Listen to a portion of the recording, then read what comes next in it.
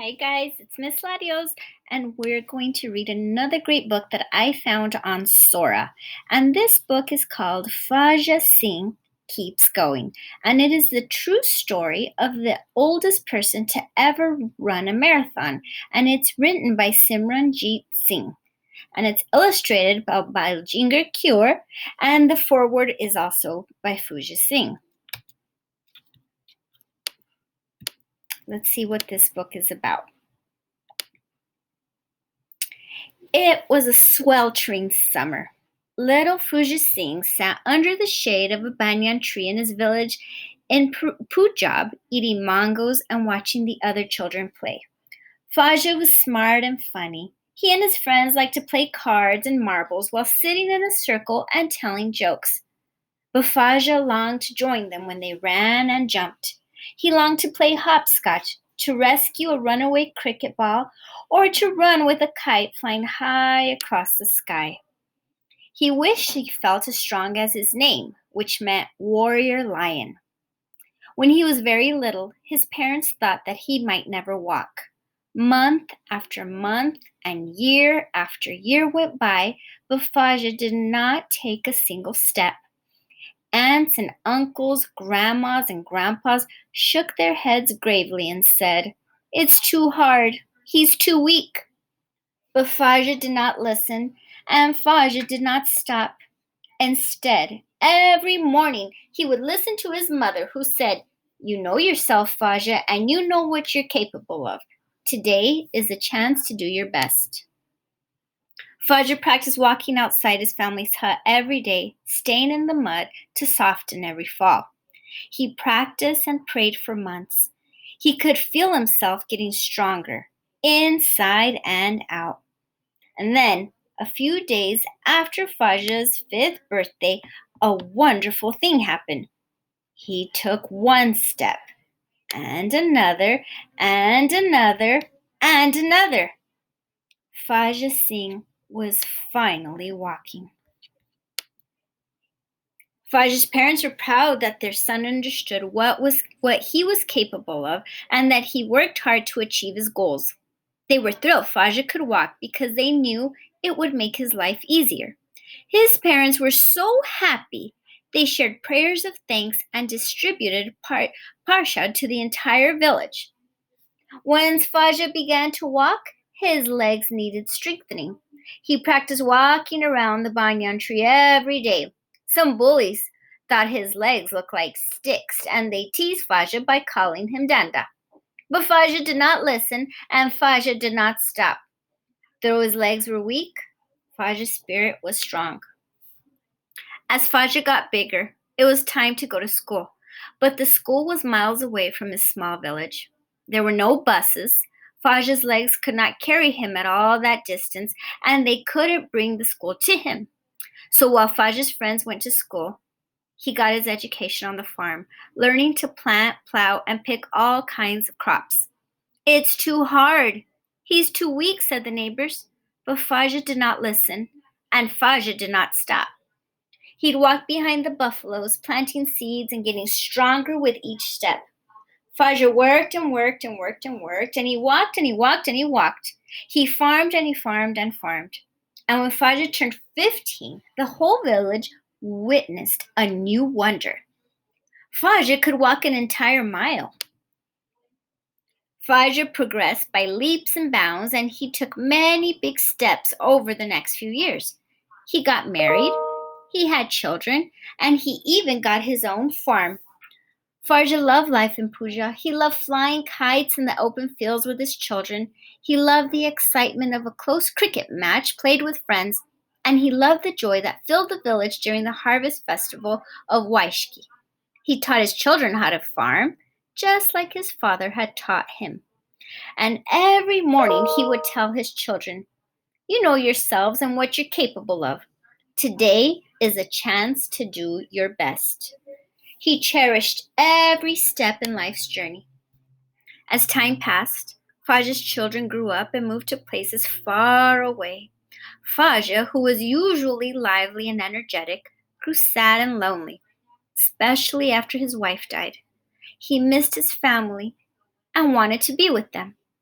But to leave his village at the age of 81 to go live on the other side of the world? Could Faja do it? His friends were worried. "You're too old, Faja," they said. "It's too hard for you to move away." But Faja didn't listen, and Faja didn't stop. He knew it was time for him to take a step in a new direction. One day, Faja got on an airplane for the first time and went to live with his family in England. It was cold in England, and almost everyone only spoke English. Faja was used to having many friends, but here he felt like a stranger. His family was busy with school and work.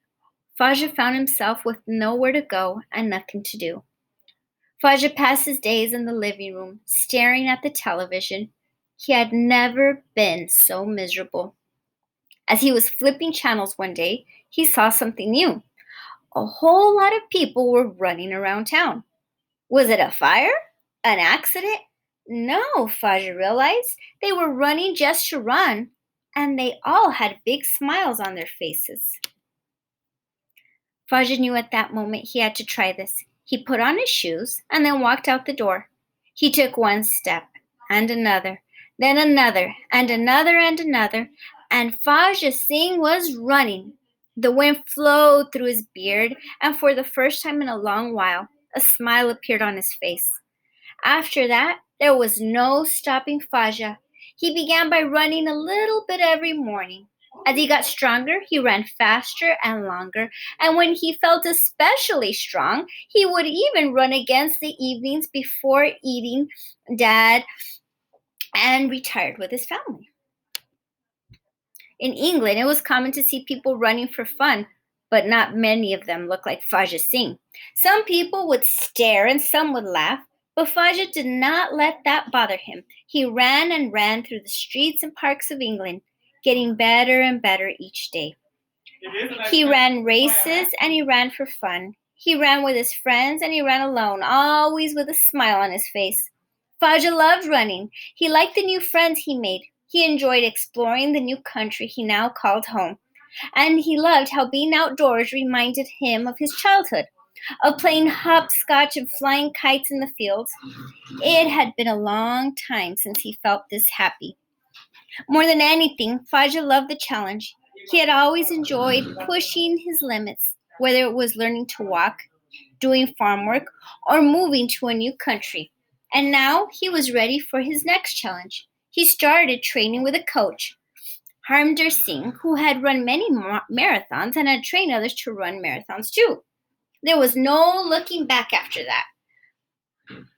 Harminder and Faja ran together many times a week. After months of hard work, 89-year-old Faujasingh became the oldest people to ever complete the 26.2 London Marathon finish.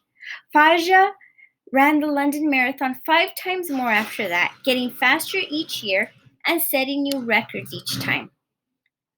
By this point, Faja was famous, as people in England followed this man with a beard, turban, and disarming smile running great distances. They began to learn more about Silk's background. Around this time, Faja learned that some people in the United States were attacking Sikhs for how they looked.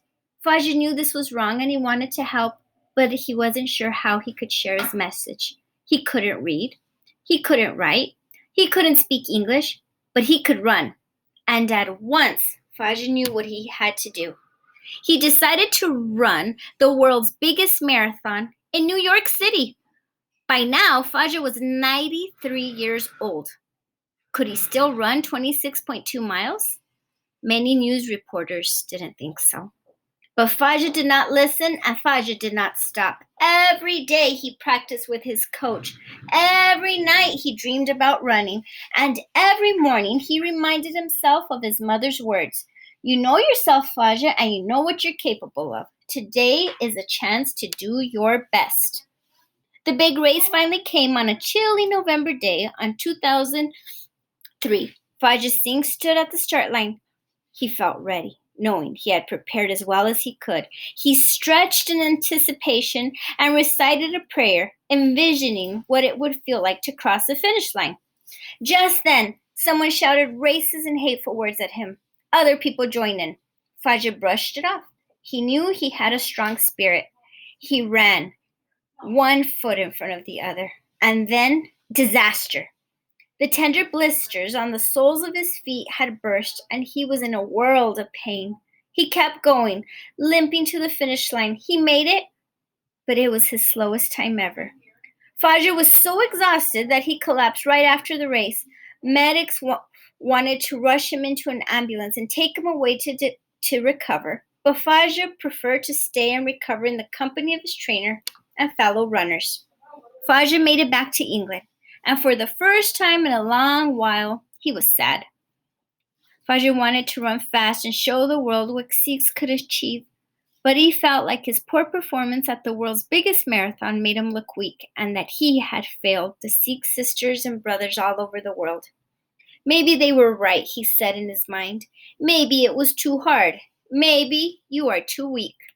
The voice made Fajr doubt himself for the first time in years, and it tried to convince him to quit running altogether.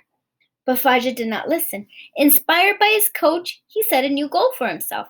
He was going to be the first 100-year-old person to run a full marathon.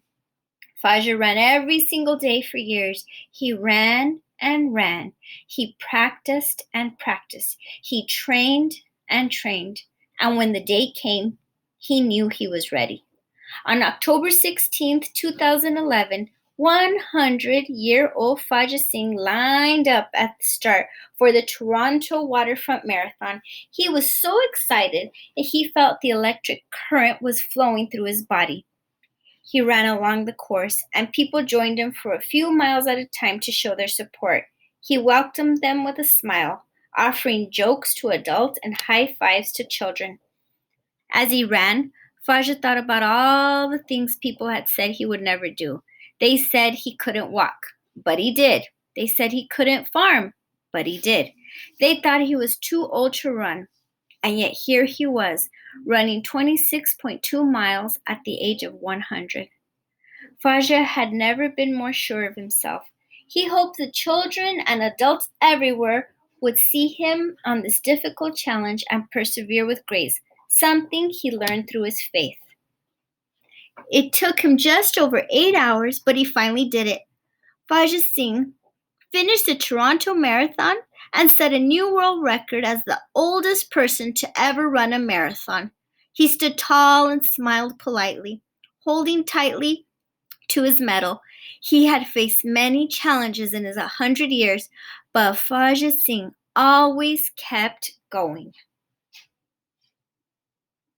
Fajr's final time was 8 hours, 11 minutes. And this is the real picture of him, okay? So, I think that this is such a great story. I really hope when you finish this story, you go and you do some more research on him. He's a true inspiration. Thank you.